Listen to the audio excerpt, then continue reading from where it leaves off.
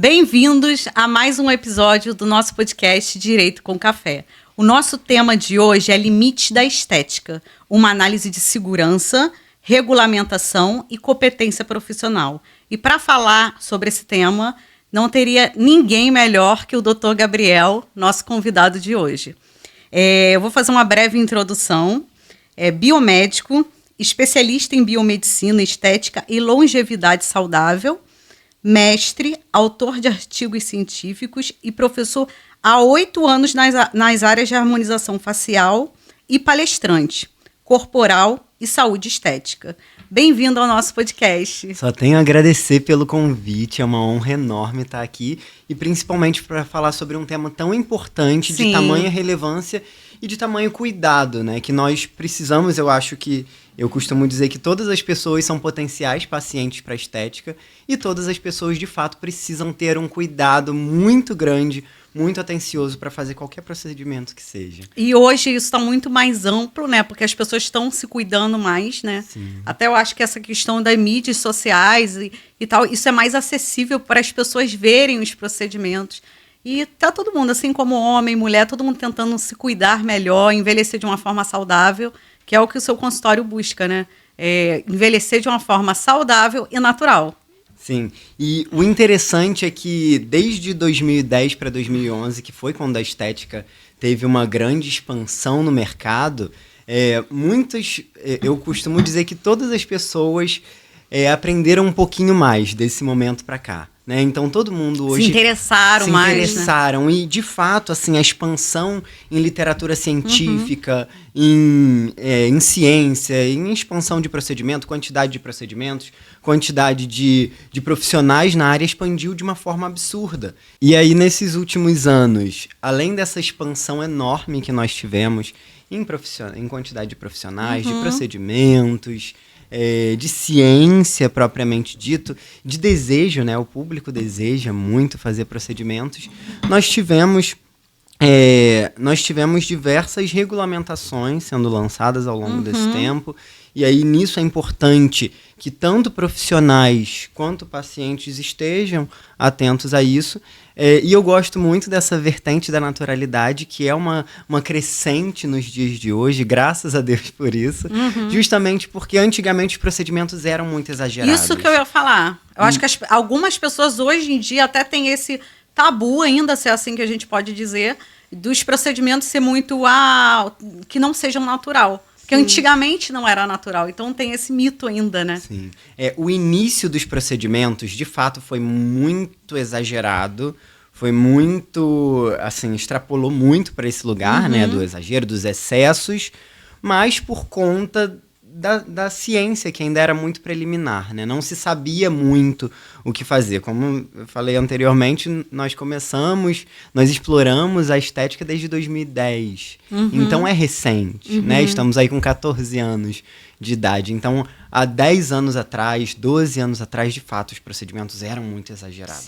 Você olhava e sabia, aquela pessoa tá com botox. Acho que por isso que as pessoas tinham muito medo, né? De procurar, se cuidar. Exatamente. E era muito pouco acessível, né? Sim. Então, quem fazia gostava de muito.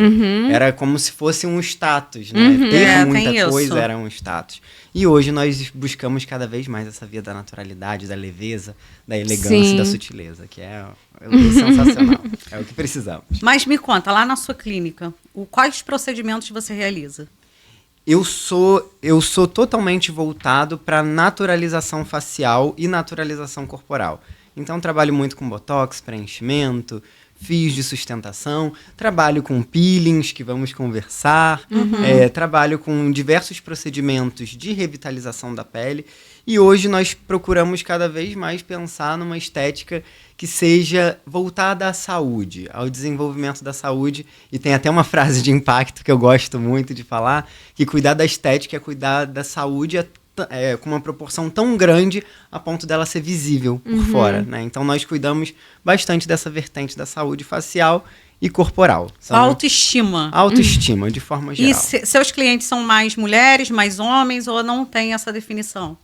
O público feminino é muito forte. Muito forte, assim, diria que 80% do público é feminino, mas eu também gosto muito de focar no público masculino, porque nós temos um desenvolvimento de resultados muito legais. E a idade, a faixa etária de idade que mais procura ou não tem isso, as pessoas, quanto mais, né, mais novas, já estão começando a procurar como meio preventivo?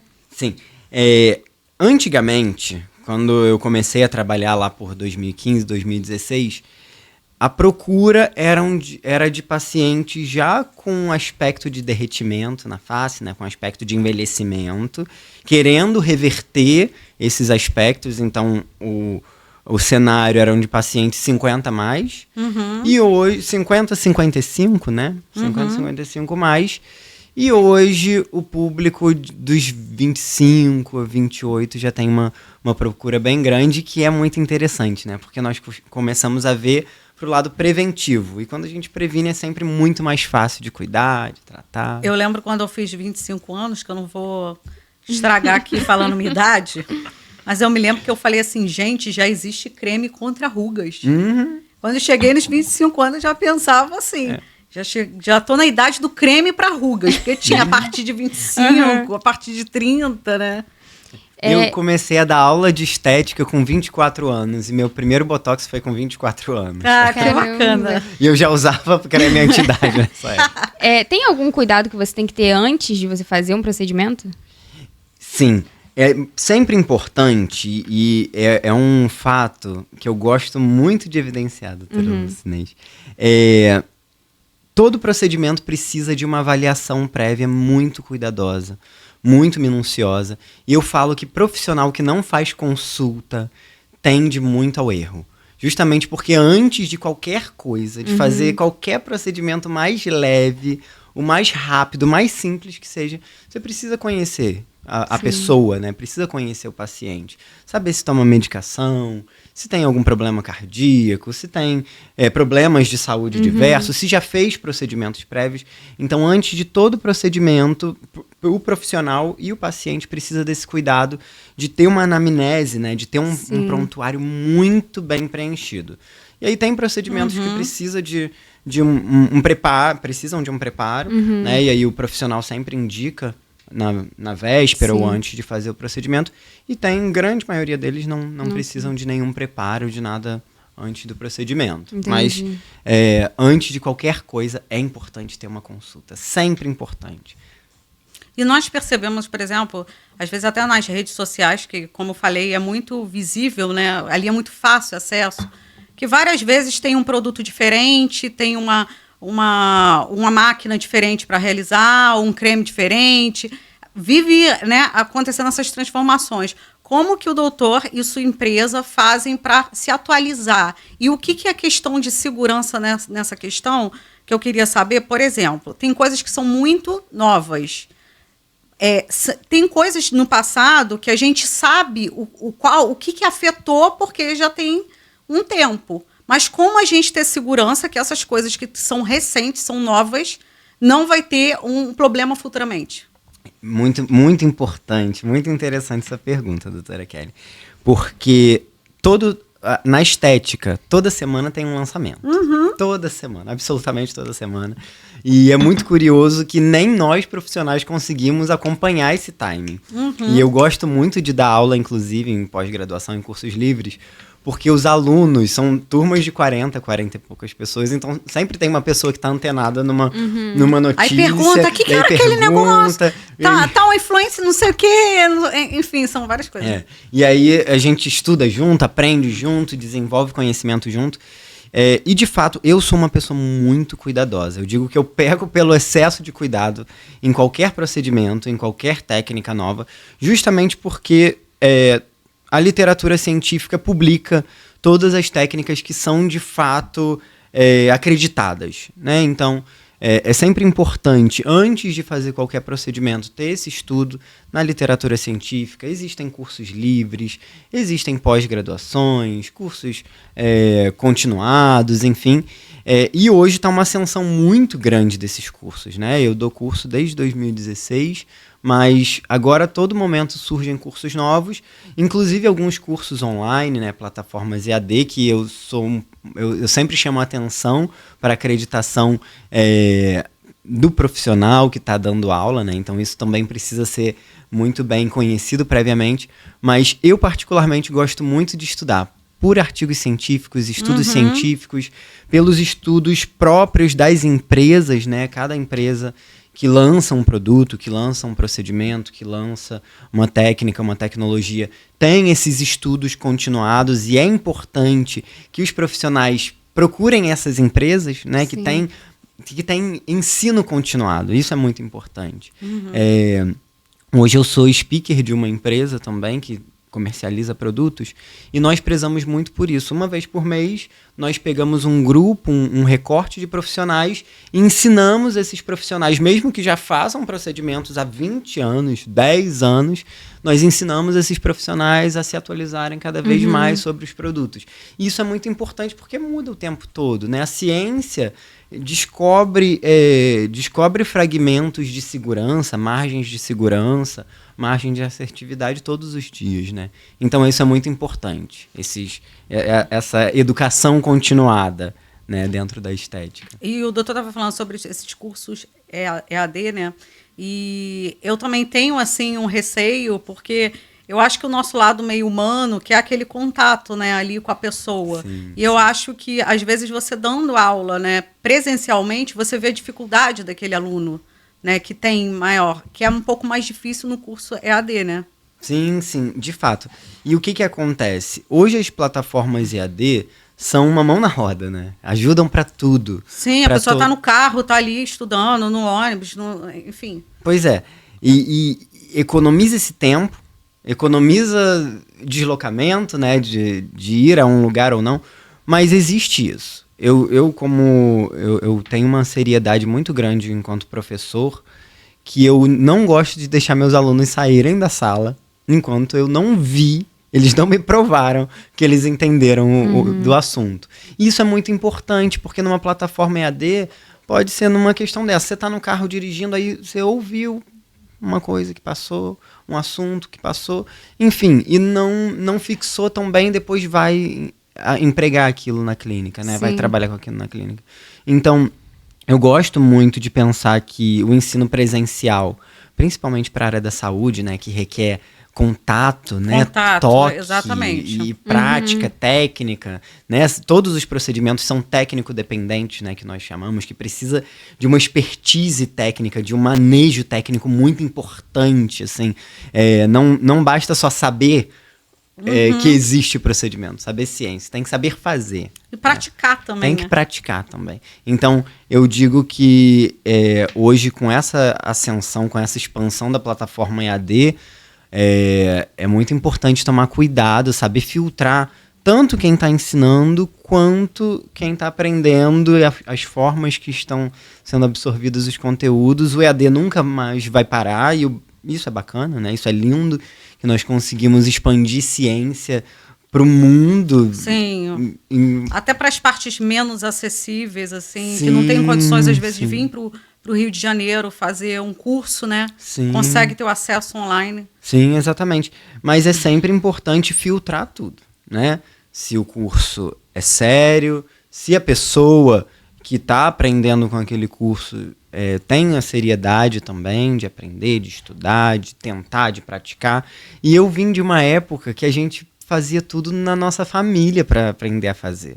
Antes de chegar no consultório e fazer um botox, eu fiz... A família era cobaia. A família era cobaia. E é bacana isso, tem que ser, precisa ser. Porque eu não consigo pensar lá no início se eu tivesse pego logo um paciente para fazer de primeira vez. Assim, pego um paciente, poxa, não sei quando eu não sabia fazer um botox. Poxa, eu tentei fazer em primo, em prima, em tio, em amigo, não sei o que. Até começar a fazer em consultório um paciente que me paga pra fazer isso. Pelo amor de Deus, a pessoa tá me pagando, ela precisa, ela merece uma coisa que eu saiba de fato. Precisa fazer. ter excelência, né? Excelência.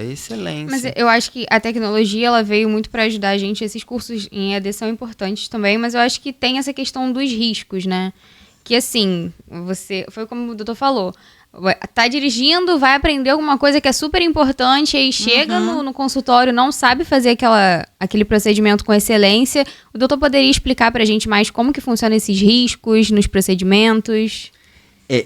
Todo procedimento, e isso é um pensamento muito importante de se ter, né? Todo procedimento tem algum risco. Todo procedimento tem algum risco. Porém, todos eles podem ser evitados. Sim. Então, existe essa problemática, né, das intercorrências que podem existir, mas existe a solução, que é a expertise do profissional. E todos os erros podem ser, primeiramente, evitados, né? E a prevenção é sempre o melhor remédio para tudo. E todas as intercorrências podem ser revertidas quando analisadas de perto, quando diagnosticadas a tempo. Então, é muito importante que... É uma parceria, né?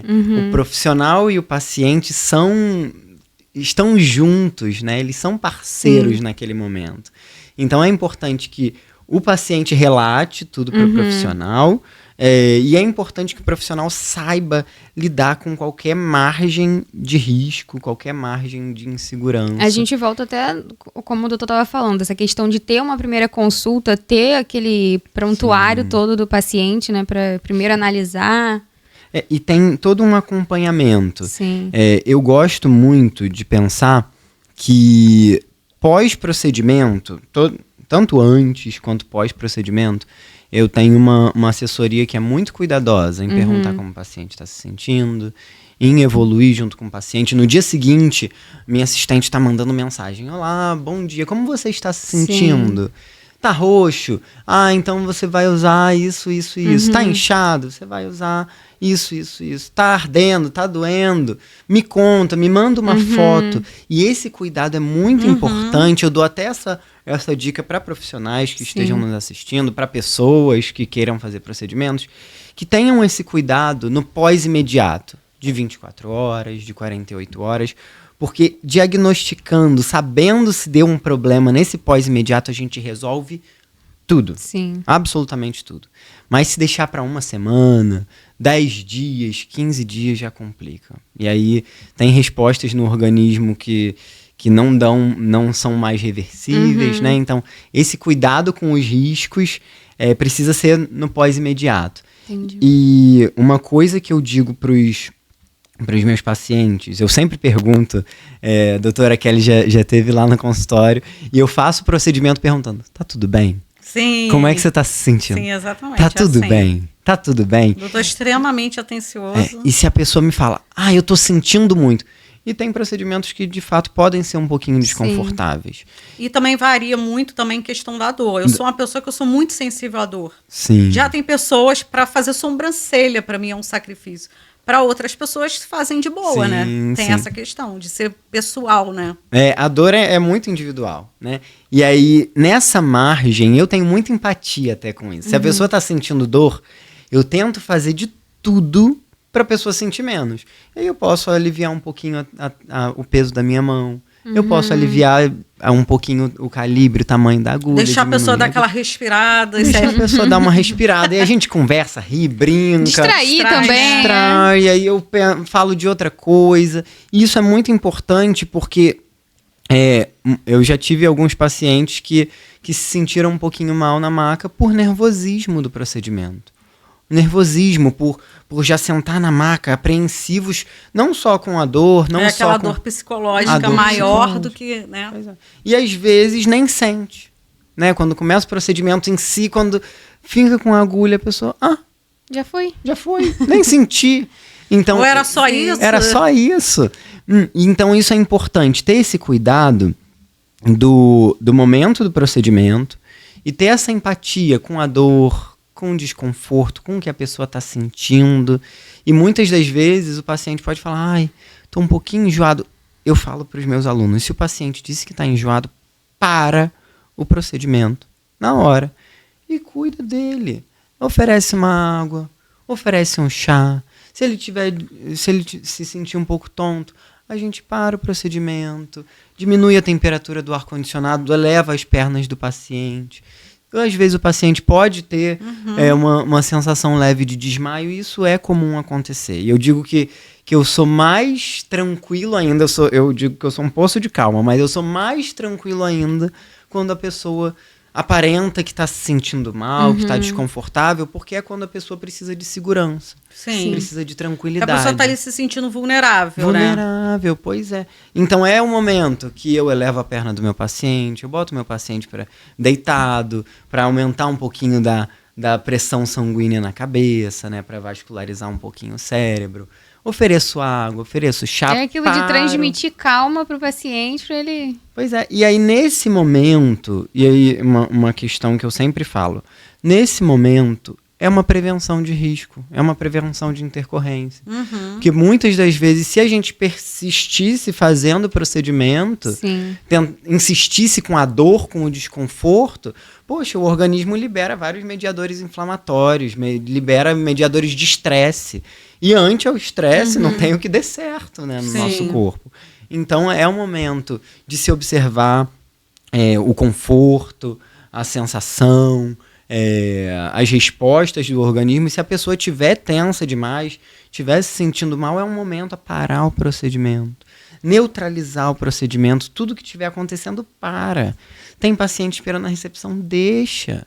A gente tem que ser muito, muito sério com quem está ali na nossa maca naquele momento. A gente está cuidando de estética, mas acima de tudo a gente está cuidando de saúde. De uma pessoa. De uma pessoa, de um coração, de um sentimento e de uma expectativa que não está só no acabar o procedimento. Depois que acaba o procedimento, tem expectativa com o resultado. Sim. Então tudo isso precisa ser bom, né? Não é só fazer o procedimento e acabar. Tem que fazer o procedimento e sabendo as margens do término, né? E tudo isso precisa ser seguro, né? Tudo isso precisa ter um gerenciamento de risco.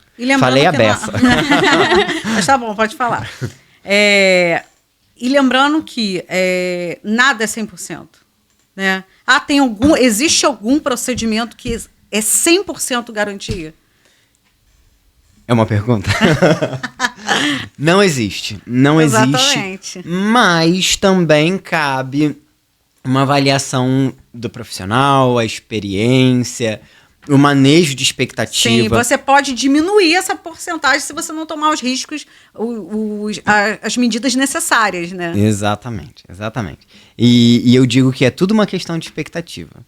Se está alinhado o que é possível alcançar, o que um procedimento consegue entregar, o que está dentro da margem de segurança, né, o que está dentro do que é possível. E tem paciente que é diabético, hipertenso, tem arritmia cardíaca, paciente, enfim, gestante, enfim, para todas essas variáveis tem um parâmetro de segurança. E é importante que o profissional saiba disso, é importante que o profissional atente ao paciente quanto a isso também, né, sobre essas margens de segurança. E como eu disse anteriormente, eu peco pelo excesso de segurança. Então eu trago para uma margem do mais seguro e do que vai entregar mais resultado. Então dá para chegar ao 90%, dá para chegar ao 100% de satisfação, isso é possível, mas sempre entendendo que é um processo. É um processo, cabe a ajuda do paciente, né, em realizar os cuidados pós-procedimento, em fazer os procedimentos conjunto, regularmente. Né? O paciente, o tratamento. Exatamente. E é possível atingir a satisfação plena, mas tem todo um meio do caminho aí que precisa ser seguido, que é importante não ser negligenciado. Bacana. E entrando no detalhe, assim, né, do nosso podcast, que esse caso aí repercutiu essa semana, né, esses dias aí, que foi a questão do peeling de fenol, né? Eu vi o vídeo, fiquei extremamente abalada, que foi uma fatalidade. Eu, particularmente, acordei na madrugada pensando naquilo que foi, assim, horrível. Horrível. Sim. Foi uma cena, assim, de terror. Então, assim, vamos começar pelo básico, né? O que é peeling de fenol e como que ele age na pele? Bacana. Essa semana, na semana passada, né, quando repercutiu esse assunto, eu acho que a estética chorou, né? Os profissionais sentiram. Eu até me abalo falando disso. Porque nosso cuidado é com saúde, né, acima de qualquer coisa. Nosso cuidado é com seres humanos. Então isso é importante ser muito bem mensurado. E o que acontece? O peeling de fenol, ele é um peeling bem agressivo, né? Dos peelings todos que existem, ele é o mais agressivo.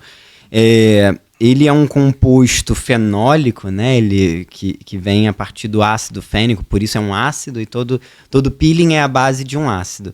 E a função deles é justamente gerar uma lesão na superfície da pele, como se fosse uma queimadura, na verdade é uma queimadura química, né? Ele faz uma queimadura na superfície da pele, que faz a pele descamar, se regenerar, e aquela pele da superfície, de fato, ela morre, né? O intuito é justamente isso, retirar aquela superfície da pele para vir uma pele nova, mais jovem, mais hidratada, mais firme, mais bonita. E a nossa pele, ela acaba tendo essa tendência de acumular pele morta na superfície, né? Nós não temos vascularização, não temos vasos sanguíneos na superfície da pele. Então acaba ficando aquele resquício da superfície que precisa ser retirado, né? Precisa ser removido para vir uma pele mais saudável por baixo. Então o intuito do peeling de fenol é esse, renovar a pele, sendo que ele é, dentre os peelings, o mais agressivo que existe. E é feito corte, porque eu acho que eu até vi do rapaz que faleceu, né? Cortes no rosto. Como que é feito isso na prática? Até entrando nessa pergunta da Kelly, tem que fazer em centro cirúrgico ou posso fazer em consultório? Como que é feito, né? O peeling de fenol, ele tem todos os peelings, então é importante trazer essa diferenciação. Todos os peelings têm graus de eficácia e graus de profundidade. Existem os peelings que são mais superficiais, existem os peelings médios e existem os profundos. Na habilitação da estética, né, os profissionais que trabalham, os biomédicos, farmacêuticos, enfermeiros, fisioterapeutas, dentistas, podem trabalhar nos peelings superficiais, que são de fato os peelings superficiais, que são os para tratamentos cosméticos, estéticos. Aí existem os peelings profundos, que precisam de monitoramento cardíaco, precisam estar em centro cirúrgico. E o peeling de fenol é um peeling que vai muito rápido do peeling superficial, médio, até o peeling profundo. Então ele é um peeling que tende a ser mais profundo, mas dá para ser feito de forma superficial também. Então, ele pode ser feito em consultório, desde que seja feito em no máximo 1% da superfície total do corpo, né, que é cerca de uma palma da mão.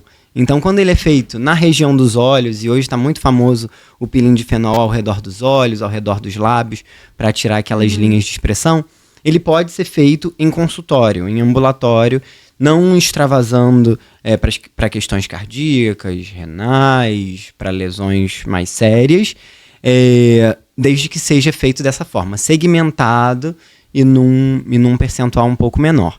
Já quanto a esses machucados, né, essas lesões na superfície da pele, elas não são recomendadas serem feitas antes de um peeling profundo, né, justamente porque o peeling profundo ele já vai penetrar numa camada bem abaixo da pele. É como se fosse, a gente pensa em camada de pele como se fosse uma cebola, né? Tem aquelas várias camadas. Então, na superfície, existem técnicas que cuidam e conseguem abordar muito bem essa superfície. Já para chegar numa profundidade maior, nós precisamos de técnicas mais robustas, né? mais agressivas, digamos assim. Porém, no caso do peeling de fenol em particular, se usam apenas, em tratamentos estéticos, né? Se usa apenas o peeling de fenol no máximo fazendo um esfregaço na pele, né? Tipo como se fosse uma irritação. É como se fosse, nós utilizamos como se fosse um cotonete grande, né? E a gente esfrega esse cotonete na superfície da pele. E isso é a lesão que pode ser feita com peeling de fenol. E não um machucado, né? Não uma escarificação na superfície da pele. Então, de fato, esse procedimento, infelizmente, teve uma sequência de erros, né? E eu acho que o primeiro deles começou aí, nessa escarificação, nesses machucados que foram gerados na superfície da pele. E mesmo os procedimentos que geram essas lesões, né? Geram esses cortes, eles são muito menores do que aquele. Mesmo os procedimentos que só cortam, né? Só fazem essas lesões, eles são muito menores do que aquele. Então, aquele corte sozinho já não teria dado muito certo. Entendi. E quando o doutor fala assim das camadas, isso é o que o tipo de fenol atinge? Por exemplo, um fenol não, né? Um peeling menos agressivo, ele atinge só uma camada ou depende do corte, depende do machucado que fazer no rosto? Depende. Um peeling, eu acho que é um dos assuntos mais complexos quando a gente fala de estética, porque existem vários tipos de ácido para fazer peeling. Existem várias concentrações desses ácidos, né? Então, existem peelings a 1%, 3%, 10%, geralmente acima de 10%, né? Que são os peelings. Mas existem os de 10%, 15%, 20%, 30%, 50%, 80%, 90%. E cada um desses percentuais influencia na profundidade, né? E aí tem o percentual. E como eles são ácidos, tem o potencial ácido, né? Que é o pH, e quanto mais ácido é esse pH, mais profundo é esse peeling. Mas de forma geral, os peelings são procedimentos seguros, desde que sejam feitos com muita seriedade, com muita expertise. E importante é que esses procedimentos pré-peeling, né, esses cortes, essas lesões, sejam evitadas ao máximo. A não ser no caso de um paciente que já vem em tratamento de muitos anos, um paciente que não respondeu a uma tentativa inicial mais superficial, que teve uma resposta pequena a uma tentativa média, enfim, a um procedimento um pouco mais avançado, mais de tentativa média, enfim, tendo esgotado tentativas mais superficiais e mais seguras, aí sim cabe ao profissional que já vem acompanhando esse paciente há uns anos e aprofundando aos poucos, na medida da tolerância da sensação, né, da dor, na segurança, nas sensações do paciente, enfim, e nos resultados, né? E acompanhando gradativamente. E nesse quesito eu digo que o devagar e sempre é a melhor escolha. Uma coisa que eu vi que muitas pessoas questionaram foi a questão da idade desse rapaz, que ele tinha 27 anos, e é muito novo para fazer esse tipo de procedimento. O que o doutor acha sobre isso? Realmente era desnecessário ou depende do rosto? Como que isso funciona? Quando se fala sobre estética, sobre imagem, eu acho que mexe muito no nosso emocional também, né? Além do externo, né? Tem muito do interno. Então eu digo que eu defendo para os meus pacientes que o que eles quiserem fazer, eles podem fazer. O que eles quiserem tratar, é importante tratar. Porque é o que incomoda. Porque é o que incomoda. Se chama atenção, tem que cuidar, porque ao longo do tempo, infelizmente, o processo de envelhecimento acaba piorando algumas coisas, né? Então, eu defendo que todos os procedimentos têm que ser feitos na hora que a pessoa quer, na hora que ela sente, que ela tem condições. Porém, se ele fosse meu paciente, eu tentaria muitas coisas antes de um peeling de fenol. Muitas coisas. Não seria a primeira indicação. Não seria a primeira indicação. Pensando nisso, em idade, pensando em integridade da pele. E assim, uma pele mais jovem responde muito mais rápido a um procedimento. Então, às vezes, um procedimento muito mais leve teria respondido assim com um primor muito grande, né? Com uma qualidade muito grande. Então, nesse quesito, eu defendo que as pessoas de 20 anos já podem começar a fazer procedimentos. mas a intensidade não precisa ser tão grande, a profundidade não precisa ser tão grande, e sempre pensando que o devagar sempre é a melhor escolha, né? É mais uma continuidade do que uma intensidade. Uma dúvida que me surgiu foi, por esse peeling de fenol ser tão agressivo, tem alguma legislação, né, que regulamenta esses procedimentos? Sim, sim. Todas as profissões, hoje tem diversas profissões trabalhando com estética, né? Tem a medicina, tem a biomedicina, farmácia, enfermagem, enfim. E a estética, né? A estética, só estética, né? Sem nenhuma outra habilitação, sem nenhuma outra formação à frente. E cada profissão tem uma legislação, tem uma regulamentação do que pode ser usado ou não. E os procedimentos que não estão listados, não é como outros lugares do direito que se não está citado, pode. Né? Na saúde, se não está citado, não pode ser feito. Se não está citado, não é habilitação daquela área. Não pode interpretar que pode ser feito. Não pode interpretar que pode ser feito. E os peelings de fenol, num percentual baixo e de forma superficial, podem ser feitos por todos os profissionais que têm ensino superior, sem ser os profissionais que foram até o tecnólogo, né? Então, os profissionais com ensino superior e que têm uma habilitação em estética podem fazer os compostos de fenol a um percentual baixo. Já os de percentual mais alto são de uso exclusivo médico, que aí precisa ter monitoramento cardíaco, centro cirúrgico, mas os peelings de ambulatório, todos os profissionais formados, né, graduados e com habilitação em estética podem realizar.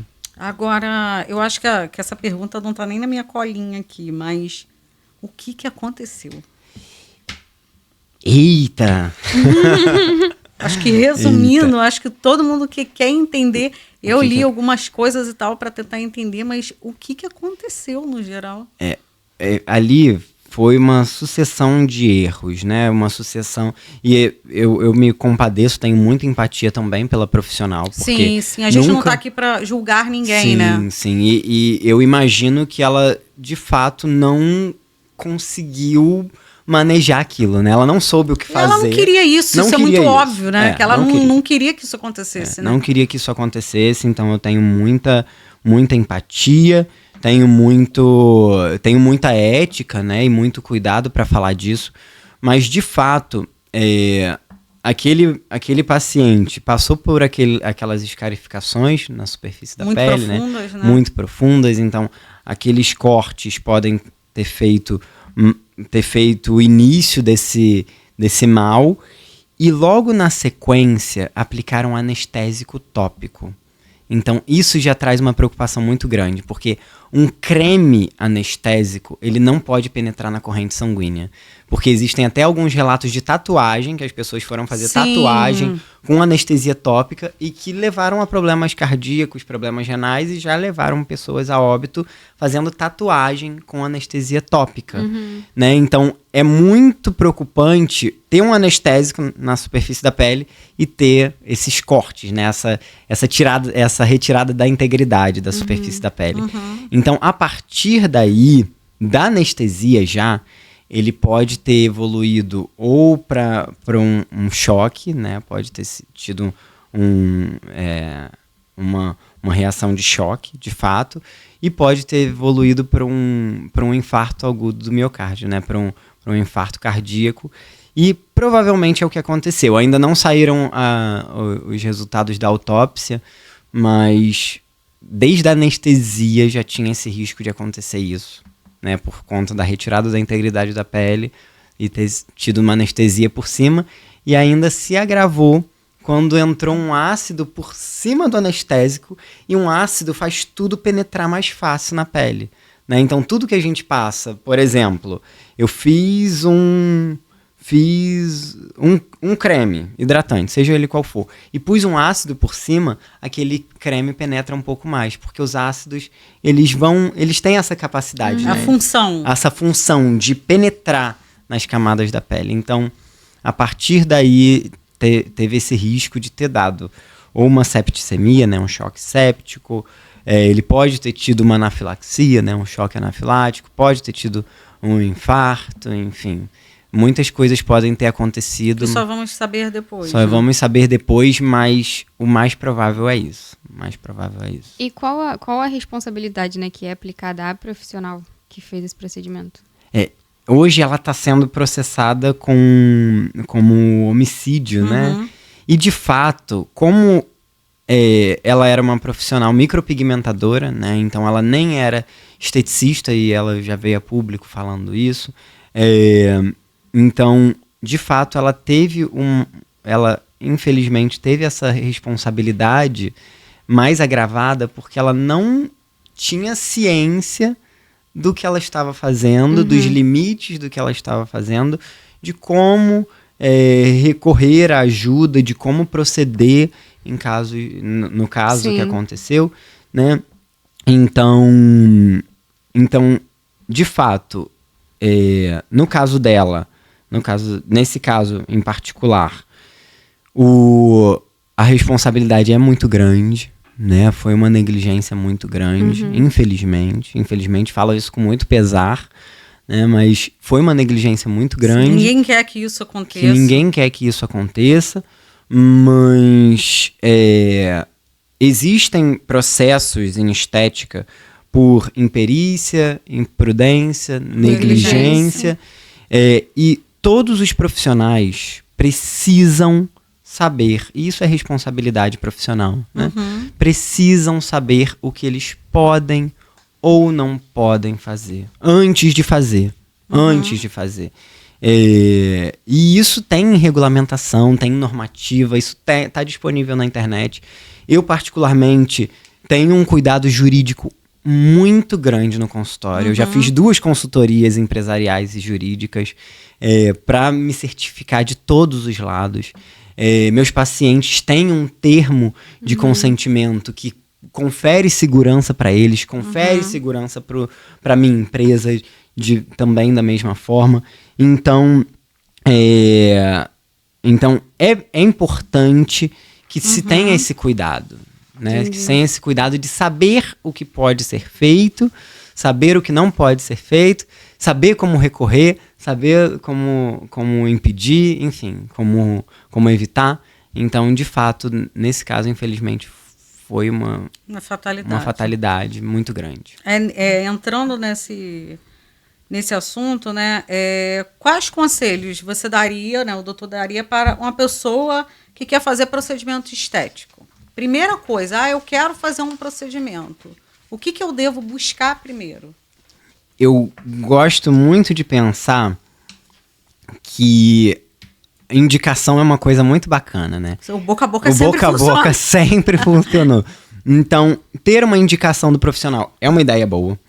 E quando não houver indicação, e hoje as mídias sociais têm um impacto muito grande, né, em todas as áreas, é interessante que nós, profissionais de saúde, temos um esforço muito grande para mostrar o nosso trabalho em mídias sociais. É inclusive muito difícil. Sim, é muito difícil. Mostrar essa seriedade, né, do trabalho. Mas, de fato, eu creio que é importante a pessoa conhecer o profissional inicialmente, pesquisar sobre o tempo de atuação, sobre a habilitação, não só os antes e depois da página do profissional, mas pesquisar em outras plataformas sobre o profissional, pesquisar em mais vídeos, né, em mais fotos, saber mais sobre a habilitação, o tempo que essa pessoa já trabalha, as formações que ela teve, as os cursos que ela fez, qualificações. Exatamente, tudo isso. Perguntar e mandar mensagem para o profissional, perguntando sobre tudo, se informando sobre tudo e principalmente, não fazendo nenhum procedimento sem passar por uma consulta prévia. Então, a consulta é o momento que você vai conhecer a pessoa de fato. É muito difícil conhecer um profissional antes de estar sentado ali na frente dele. Sim. É muito difícil. E é aquele momento, eu acho que você vai ter um feeling com o profissional. Porque essa questão também é muito pessoal. Você ter um feeling com um tipo de médico, não ter com outro, ou até a nossa parte que é a advocacia. Sim. O cliente está ali, se sentir confortável comigo, mas tem outro cliente que não gostou muito do meu atendimento, porque esse não é, não é o estilo que ele busca, né? Ter esse feeling com o profissional, sentir, né? Sim, sim.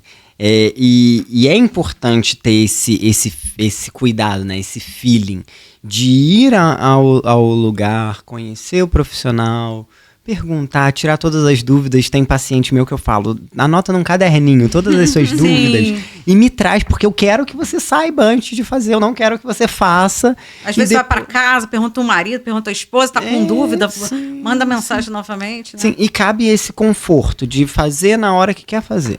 Eu deixo meus pacientes muito confortáveis nesse sentido de prescrever um procedimento, recomendar um procedimento que de fato é uma prescrição. Sim. Prescrever um procedimento é uma coisa muito séria, né?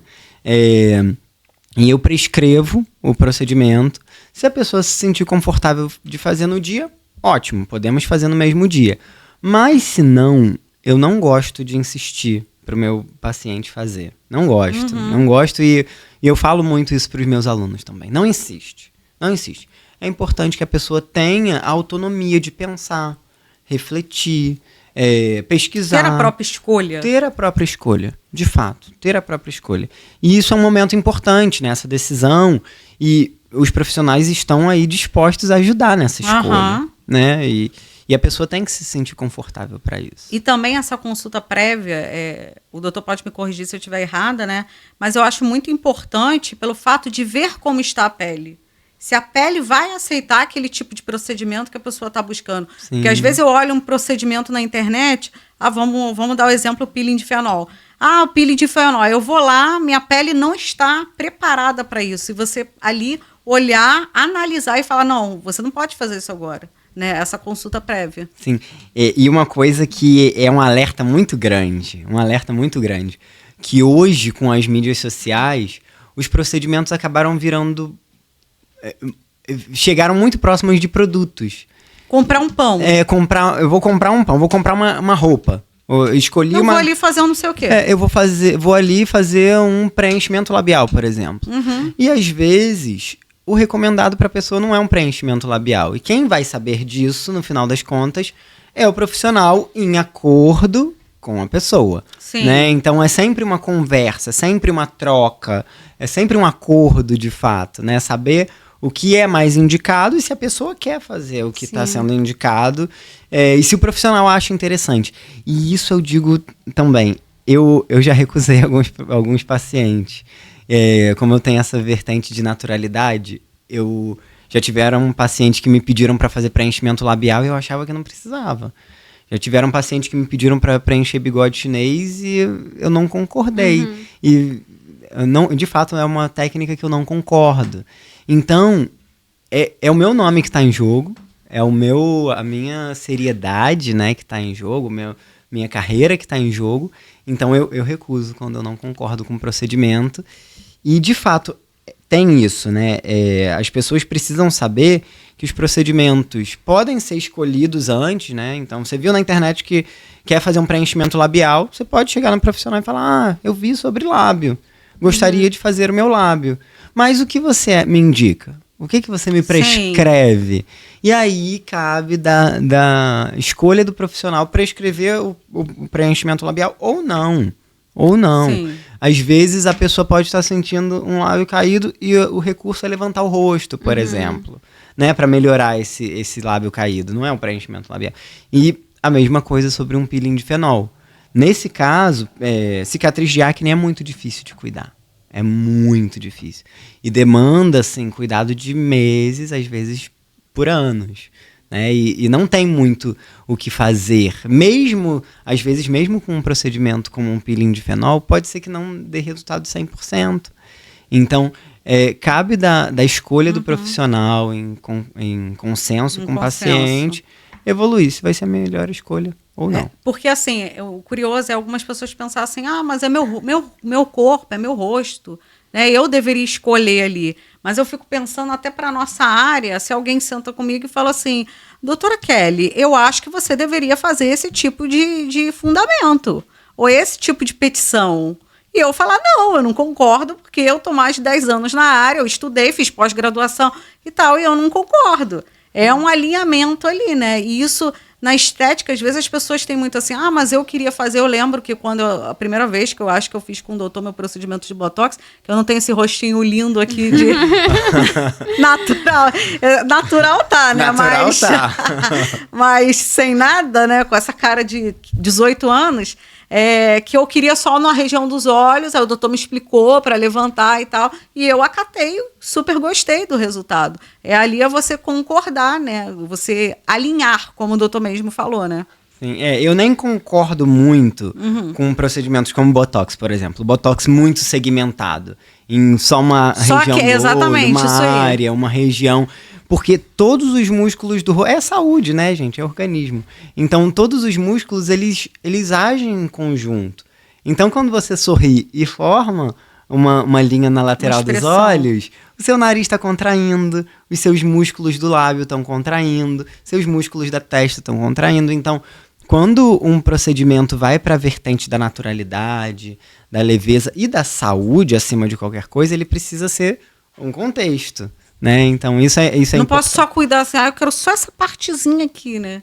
Quero só essa aqui, tem que ser um alinhamento, porque nosso rosto é um só. É um inteiro, só, né? É um conjunto. E o pior é que, às vezes, outra região compensa, né? E isso acontece muito. Por exemplo, quis cuidar só dos olhos, cuidei só dos olhos. A testa vai acabar ficando mais marcada no longo prazo. Entendi, porque vai...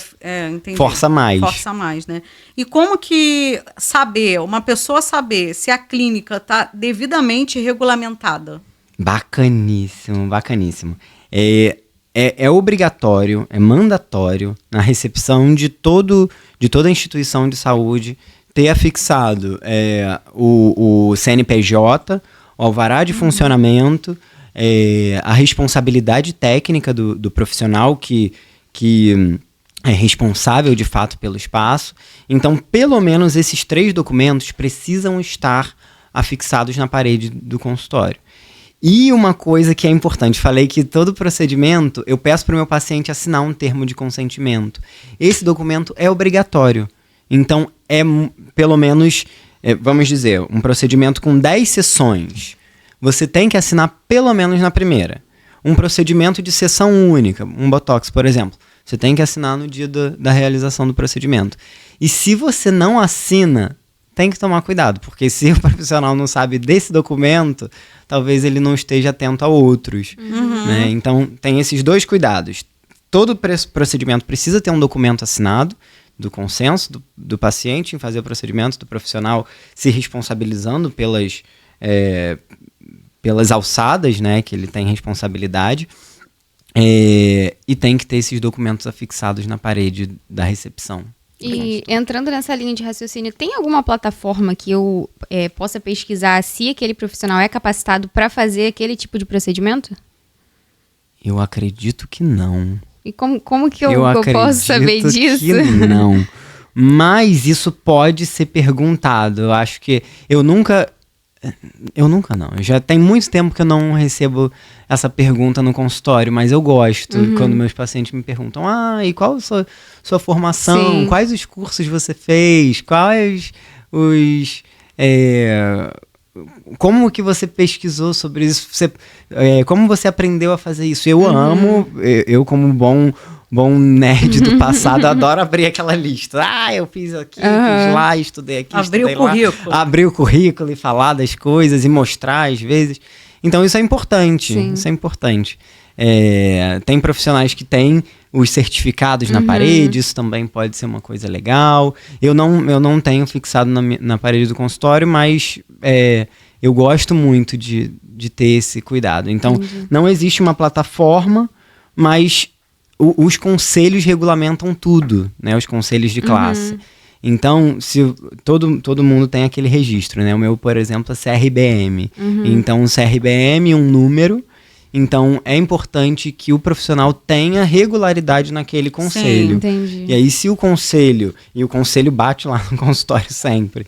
Então, eles sabem, assim, regulamentar ou não o funcionamento do espaço. E assim, eu acredito que consultas básicas, por exemplo, se a pessoa tem uma empresa de estética, dá uma consultada pelo CNPJ na Receita Federal, se está ativo, se não está inativo, porque ela às vezes está dependendo, tá lá pendências fiscais, ou seja, a empresa está com algum problema, vê às vezes o profissional fala que a empresa, né, tem 10 anos de mercado, aí você olha lá, o CNPJ dela foi retirado de mês passado, uma coisa não está batendo, ou a pessoa fechou uma empresa e por algum motivo está abrindo outra com outro nome, ou ela está sendo, tá sendo enganosa ali, falando que tem a clínica 10 anos, mas não tem, né?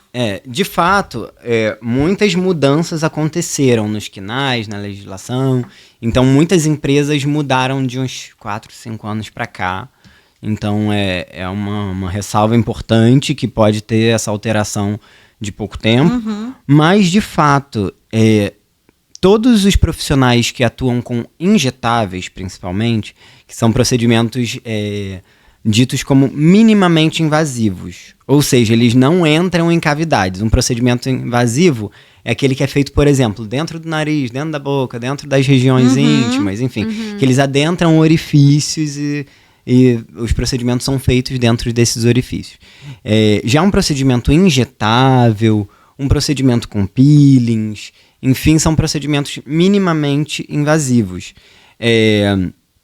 E os profissionais que têm essa habilitação, que são regulamentados para isso, eles precisam atuar com um CNPJ de pessoa jurídica, não pode ser MEI, não pode ser MEI, então eles têm que ter um CNPJ, têm que ter a responsabilidade técnica do espaço e têm que ter habilitação no conselho de classe. E essa questão tem também de vigilância sanitária? Tem que ter alvará de vigilância sanitária, isso é importantíssimo. Entendi. E quais procedimentos estéticos podem ser realizados por esteticistas, quais requerem profissional estetas e quais requerem um médico?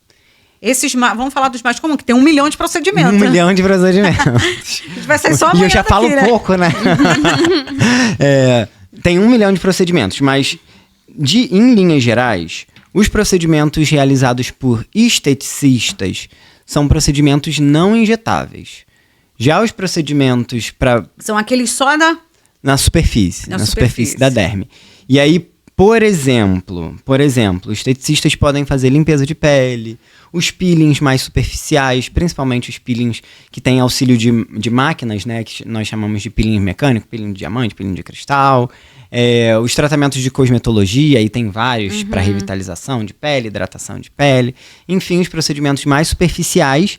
E existem, por exemplo, os microagulhamentos, que já tem tratamento com agulha para esteticista, mas tem a limitação de tamanho de agulha e profundidade, que aí o profissional tem que consultar no conselho, no sindicato, no caso do esteticista sindicato, antes de fazer o procedimento. Profissionais estetas podem fazer procedimentos injetáveis, minimamente invasivos, peelings, lasers, todos que não adentrem esses orifícios, né, que nós mencionamos, né, não invadam cavidades. Aí são procedimentos minimamente invasivos.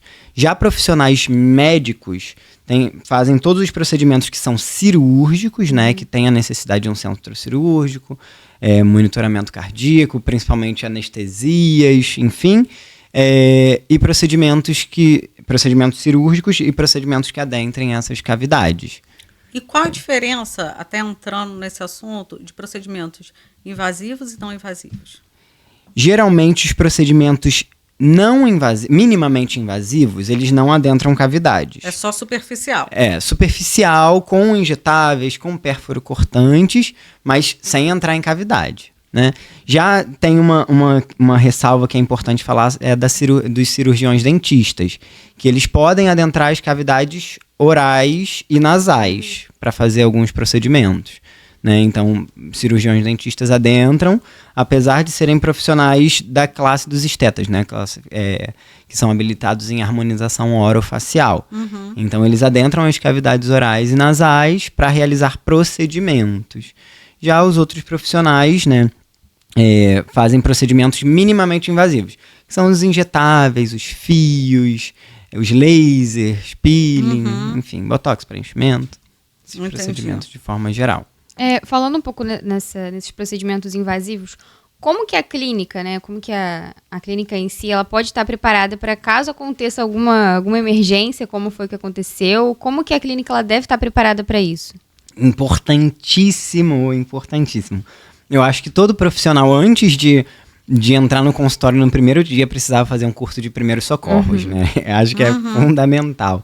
Eu acho que todo mundo na vida. Todo mundo na vida. Eu acho que tinha que estar na escola. Tinha que ser ensinado na escola, isso. Tinha que ser matriz curricular.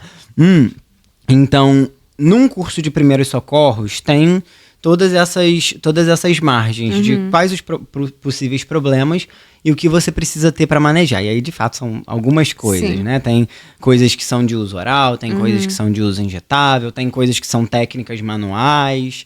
Enfim, aí são muitas coisas, mas, de fato, o profissional precisa saber dos riscos que podem estar envolvidos e saber manejar isso. E aí, o consultório precisa estar paramentado com todas as normativas de segurança e a Anvisa é bem taxativa nisso, tem várias exigências, né? Exigência de maca, tamanho, distância de lixo, pia, isso, aquilo, enfim.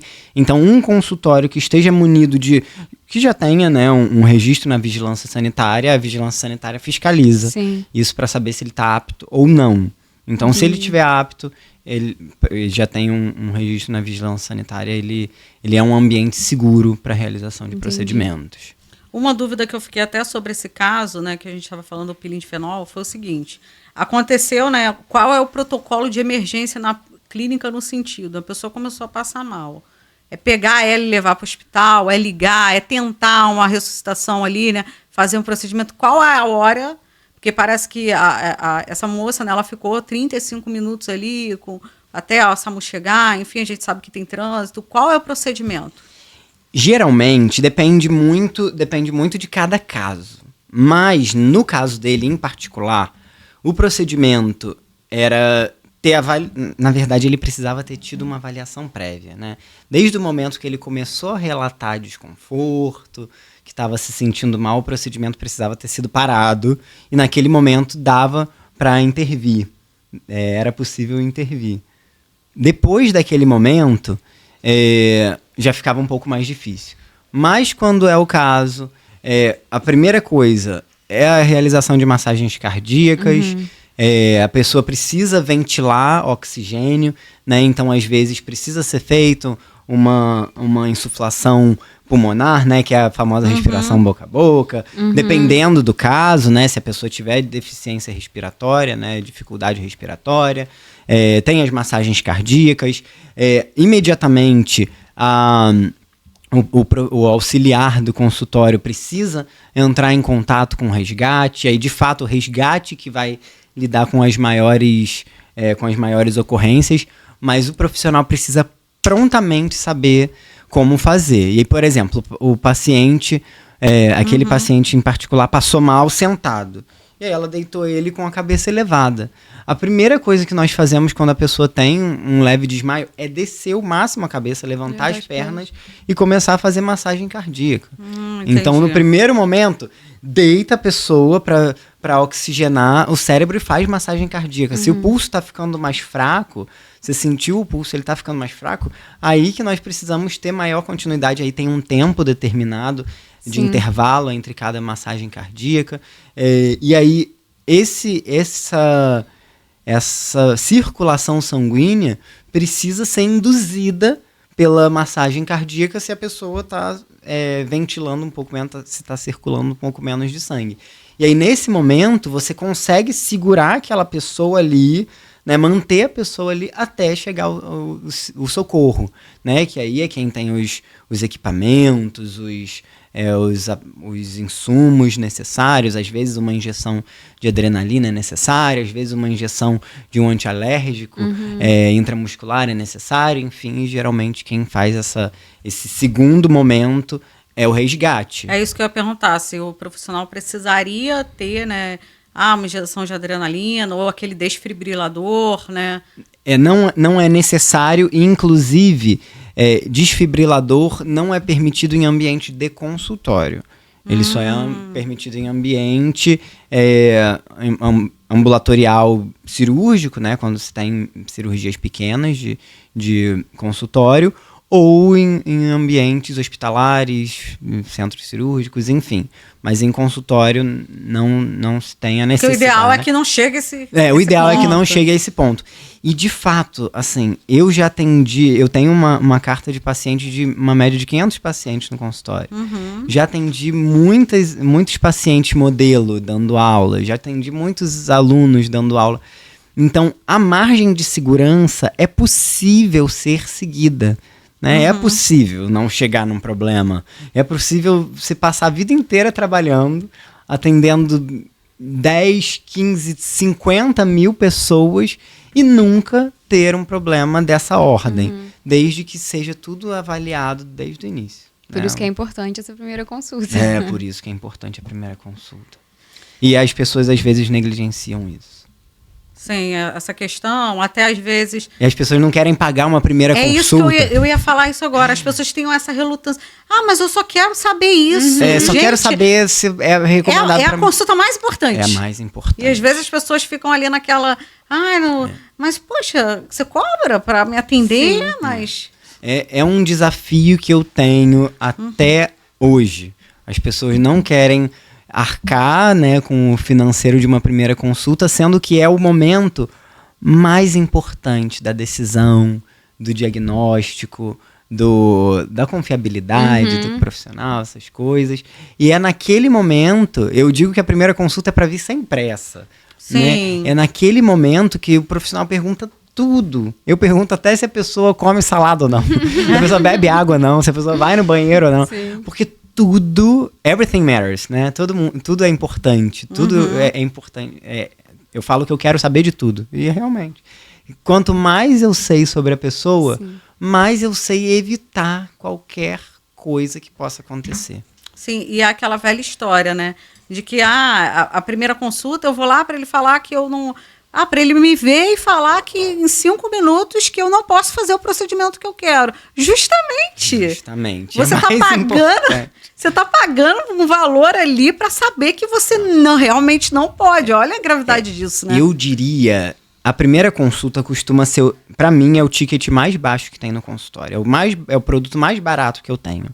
E aquela primeira consulta, eu digo que é a mais importante. É a mais importante. É como se você estivesse comprando a sua segurança. Comprando a primeira consulta. Isso é muito importante. Porque o profissional ali vai saber tudo que ele pode fazer ou não. Ou não, exatamente. Ou não. E eu atendo, falando até sobre essa questão de segurança, eu atendo paciente cardiopata, atendo paciente diabético, eu tenho paciente de 89 anos, que tem inúmeras comorbidades,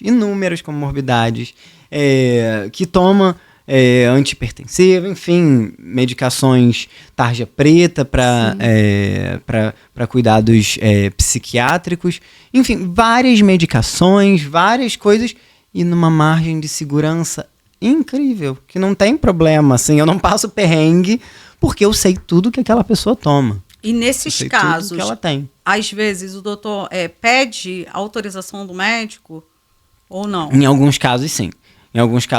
Para paciente de cardiopatias intensas, eu peço liberação. Para paciente gestante, dependendo do procedimento, eu já contraindico de cara. E dependendo do procedimento... Tipo igual a mim, gestante. Porque eu não estou ficando gorda a cada podcast, eu estou grávida. Gestante. Ai, cada podcast a mesa já tá ficando apertada aqui, né? Ai, uma gravidez maravilhosa, super esperada. E para paciente gestante, tem muitos procedimentos. A maioria dos procedimentos não podem ser realizados, infelizmente. Felizmente, né? É um momento da mãe, né? Da maternidade.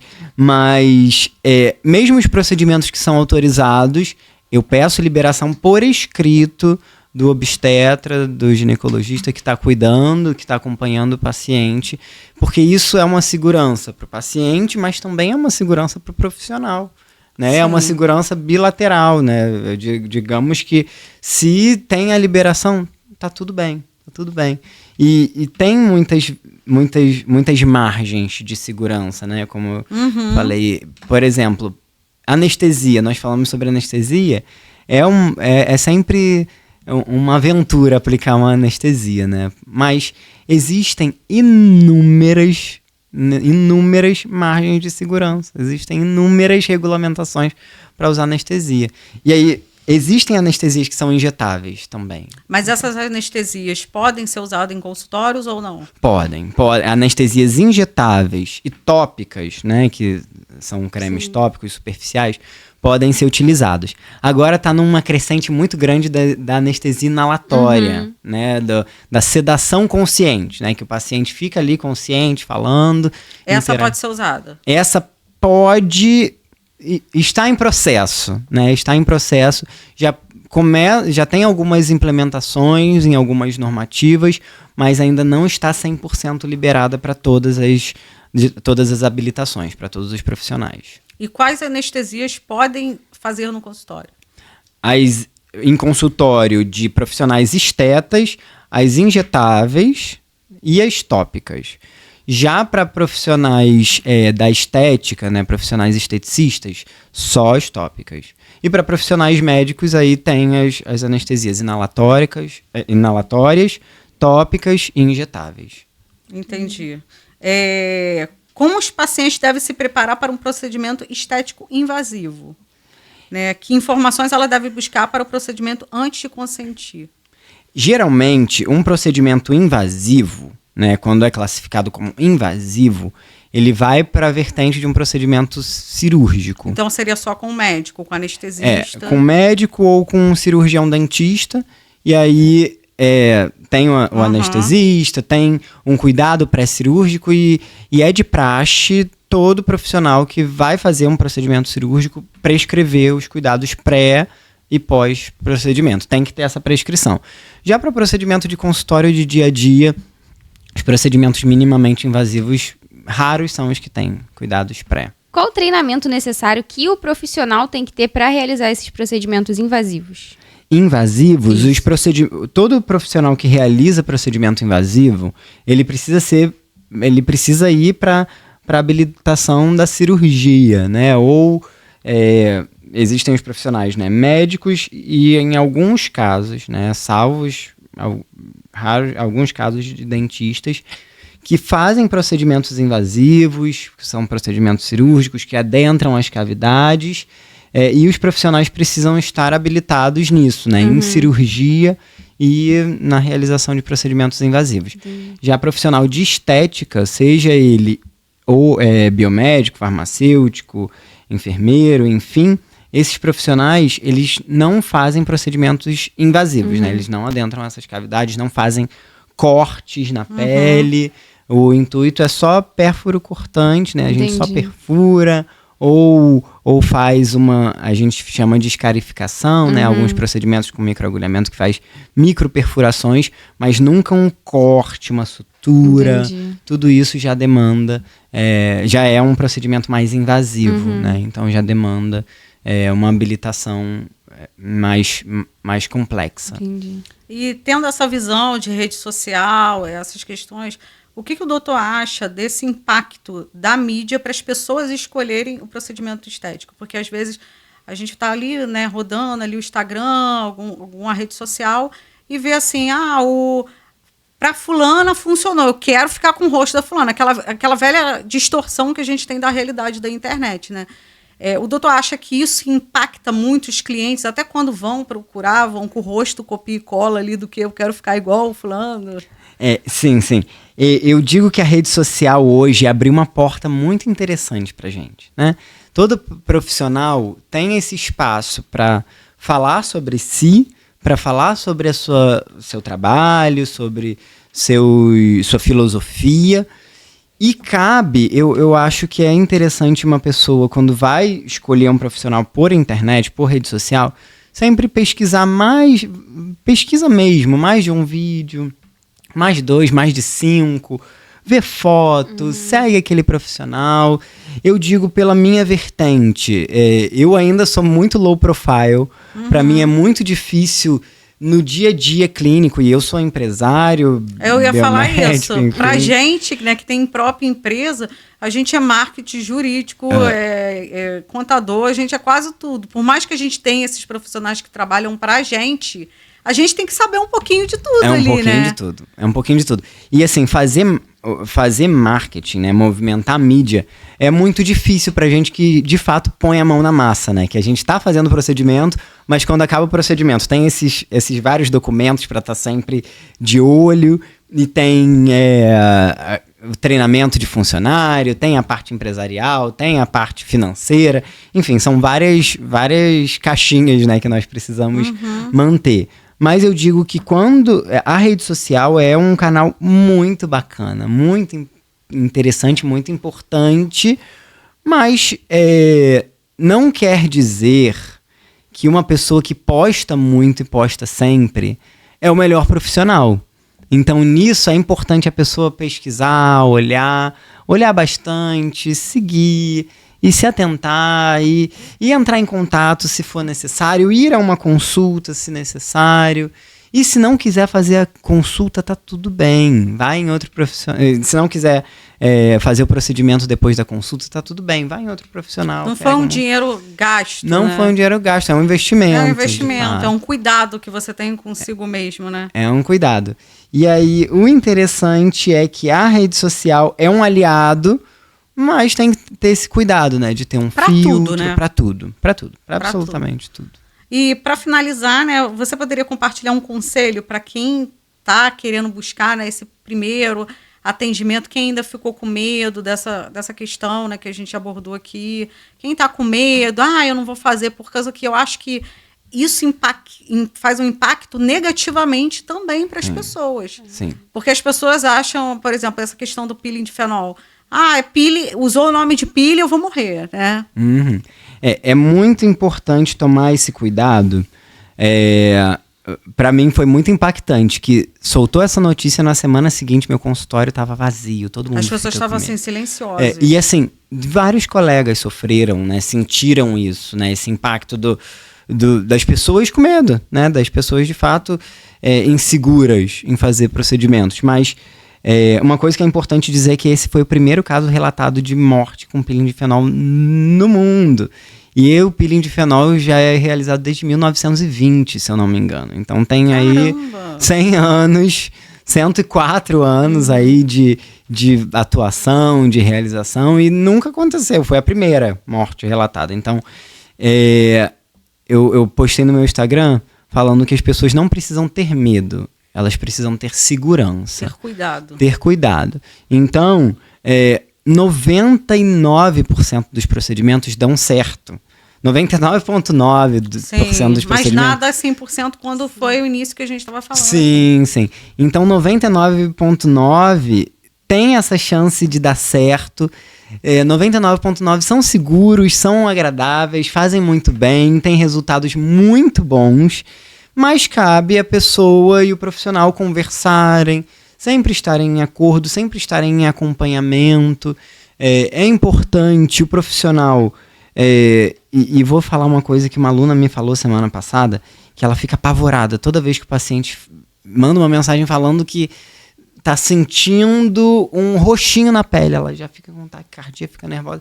Isso acontece com muitos profissionais, né? Os profissionais tem esse receio das coisas acontecerem, mas, novamente, eu falo, não é para ter medo, é para ter segurança. Saber o que está acontecendo, os profissionais precisam saber o que está acontecendo, os pacientes precisam saber o que está acontecendo, precisa ter essa linha do tempo de conversa, de acordo, enfim. Então, a dica que eu dou para os pacientes que querem fazer é que façam mesmo, porque faz muito bem. Eu já vi muitas vidas transformadas, pessoas felizes com trabalho, com casamento, com várias vertentes da vida consigo mesmas, no psicológico. Eu já vi pessoas dormindo melhor, pessoas emagrecendo. Porque melhora a autoestima, né? Melhora a autoestima, e a autoestima tem um poder de tudo. Tem um poder. Quando a gente acorda e se sente bem, o dia flui melhor, né? A gente tá bonito, a pele tá bonita, o cabelo tá bonito, o dia é mais bonito, né? Eu brinco assim, né? Eu posso tá mal, posso estar gripada, eu peguei uma gripe muito forte, mas a unha tava bonita. Eu tava lá, minha unha tava bonita, né? Isso. E quando a gente se sente bem, tudo é diferente. Sim. Tudo é diferente. Então, é importante que as pessoas façam, que as pessoas se cuidem, porém, sempre se cuidem com muita responsabilidade, com muito cuidado, com muita atenção. Saibam escolher os profissionais com todos esses requisitos que nós falamos, né? Que se atentem à parte jurídica, que se atentem ao cuidado e eu também tenho muito esse cuidado com o sentimento também, né? Acima de qualquer coisa. E era muito comum no início da estética ter profissionais muito rudes, muito, assim, sem muita sensibilidade. Eu acho que muito em várias profissões, era aquela coisa muito seca. É, muito seca. E hoje é importante ter esse cuidado humanizado, mais empático. E essa empatia, entender tudo, porque antigamente os profissionais se achavam meio que soberanos, né? Sim. E hoje os profissionais já têm essa visão de que todo mundo pode errar, todo mundo pode errar. Exatamente. E assim, espero eu que nunca erre. Espero eu saber reverter, caso erre, saiba reverter todos os erros. Mas todo mundo pode errar. Porque nós somos humanos. Porque nós somos humanos, mas cabe sempre essa segurança de saber o que fazer com o erro para ele virar um acerto no final das contas. Né? Então isso é muito importante. Então, pessoas que querem realizar procedimentos, realizem, façam procedimentos. São importantes para a nossa autoestima, para o nosso autocuidado, mas sejam seguros. Saibam escolher os profissionais, leiam os documentos que os profissionais entregam. Procure, né? faça boca a boca. Façam boca a boca. E disponibilizo o meu contato, disponibilizo o meu Instagram, Dr. Gabriel Rezende, dr.gabrielrezende, com Z. Disponibilizo para qualquer dúvida que as pessoas tenham e às vezes eu demoro a beça para responder, mas eu tenho maior gosto, maior felicidade em ajudar pessoas, mesmo que estejam do outro lado do país, mesmo pessoas que eu recebo de vez em quando algumas perguntas em inglês. Eu amo falar inglês, né? Então eu gosto de responder e eu gosto de ajudar as pessoas a se cuidarem e estarem bem, mesmo que não façam comigo. Mesmo que não estejam fazendo procedimento comigo, mas que façam para se sentir felizes, bem. né? Estejam felizes. Eu acho que essa é a minha maior missão e o meu maior cuidado. Então façam, mas sejam seguros ao fazer. Perfeito. Obrigado pela sua participação, doutor Gabriel. Eu vou deixar o Instagram do doutor aqui na nossa página. Quem tiver alguma pergunta pode fazer diretamente para ele ou pode deixar aqui também no nosso canal. Obrigado pela participação de vocês mais uma vez e aguardem o próximo podcast.